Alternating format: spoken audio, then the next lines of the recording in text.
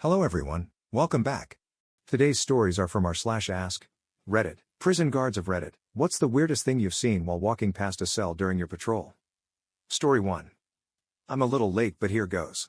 I work at a level 5 supermax prison in a small southwestern Virginia town and we had this guy. Wow, this guy. He kept getting his ass kicked and normally we kind of know why it's happening but in this case, we didn't. Come to find out, other inmates thought he had drugs. One day we caught him with white-looking powder on his nose so we had to take him out and drug test him and cavity search him as well. This happened 4 to 5 times over the course of 5 months and he passed every test and search every time. Well, one day we caught him. This guy was beating off, letting his jizzy dry, crushing it, and snorting. Story 2.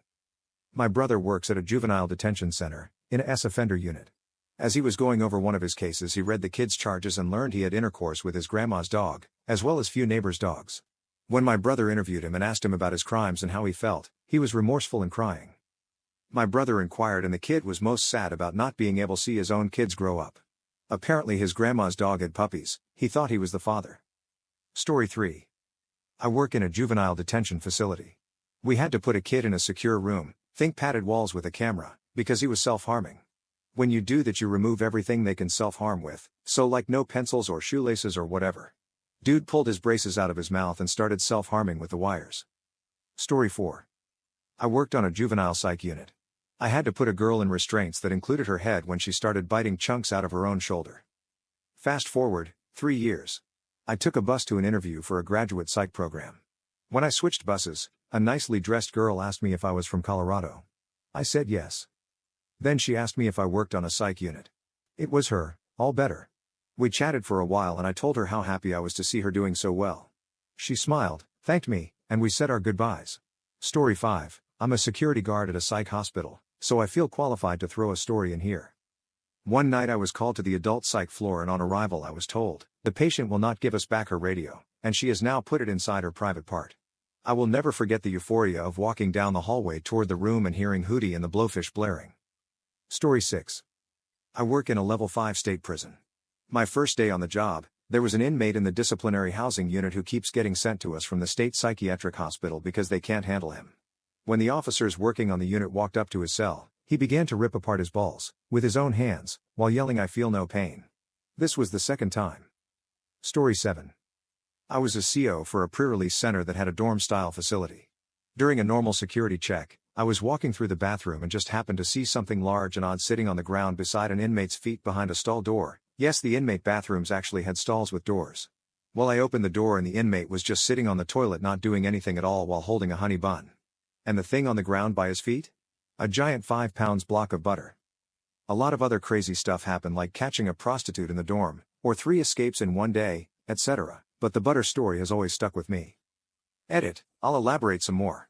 The inmate that had the butter and honey bun wasn't the smartest guy and people often took advantage of him. He worked in the kitchen and another inmate told him to steal the butter so he did. As to why they would want the butter. Well, the inmates actually love to cook.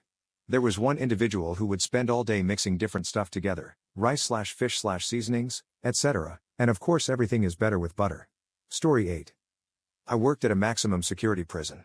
It was right before Christmas, and this guy made a Christmas tree complete with a revolving train, all from paper, string, scraps of his mattress cover, and little pieces of tape that he had salvaged from his daily lunches. The conical frame of the tree was suspended with string that he had attached to his light fixture, and he used scraps of his mattress cover, which was green, to serve as the tree's needles. The mind-blowing part was this: he created a wind turbine that was powered by his air vent on a wall near the ceiling. The turbine, complete with functioning gears that he had made out of paper, turned a shaft that served as the trunk of the tree.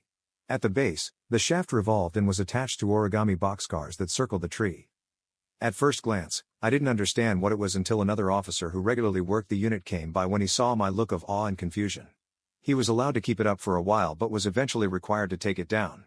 I think he got a write-up or sanctions for destroying his mattress. It was incredible. Another guy painted an incredible picture of an angel on the wall of his cell, complete with a full scripture verse. Using feces. Story 9. I worked in the county jails for the first 4 years of my career. We had a horseshoe-shaped hallway with 5 or 6 safety cells. These cells are used for inmates who are a danger to themselves. The walls are padded but still fairly hard and the inmate's clothing is removed and replaced with a heavy garment they cannot make into a noose. Checks are conducted every 15 minutes, for obvious reasons. One day, I had an inmate who had that wide-eyed, thousand-yard stare with a very unsettling smile on his face most of the time. During one of my checks, I offered him a styrofoam container with some bread and cold cuts. He hadn't been eating, so I was happy to see him take it. He opened the container, removed the bread and stared at me through the glass from about a foot away. I saw him reach his head behind his nude body and watched his face strain a bit. When he brought his hand back up, he was holding mushy feces which he smeared on the bread and then pressed the two slices together. While continuing to stare into my eyes and smile, he took a huge bite from his homemade shit sandwich. I was in disbelief and walked away halfway gagging. When I returned a few minutes later with more deputies, the sandwich was gone and he was licking his fingers. Story 10. There was a guy I went to high school with who got locked up for smoking dip or wet or whatever it's called now.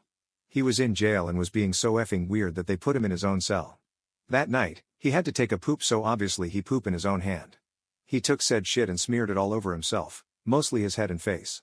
He proceeded to style the feces on top of his head like hair, his favorite apparently being a mohawk. A guard walked by that morning and saw that he had a dried, crusted poop mohawk and feces all over his hands and body. Surprisingly, there was none of his poop on anything else. And that's why I don't smoke embalming fluid. Story 11. Not a guard, but I was detained in Panama City this previous weekend in a police van that had boys and girls in it. Two of the girls started making out and one even went down on the other. Story 12. Years ago I was actually a patient in a mental hospital after an attempt to unalive myself, and my roommate had a night nurse that sat between us as we slept to make sure the other girl, who was prone to hurting herself at every chance, didn't do so. I actually found comfort in having someone watching over me as I slept because, as a female, I feared the males, who lived in the same hall, wandering into my room at night after having a bad experience once.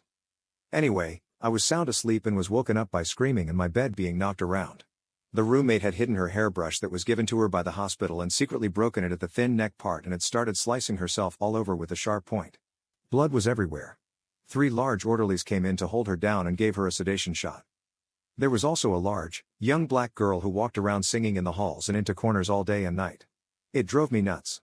I tried to have conversations with her but she was out of it. I'm guessing a bad drug trip? I never found out. A few days later she started normalizing and we became allies. I have actually seen a lot more crazy stuff in the psych wards, but those two jumped out at me first when thinking back. Story 13.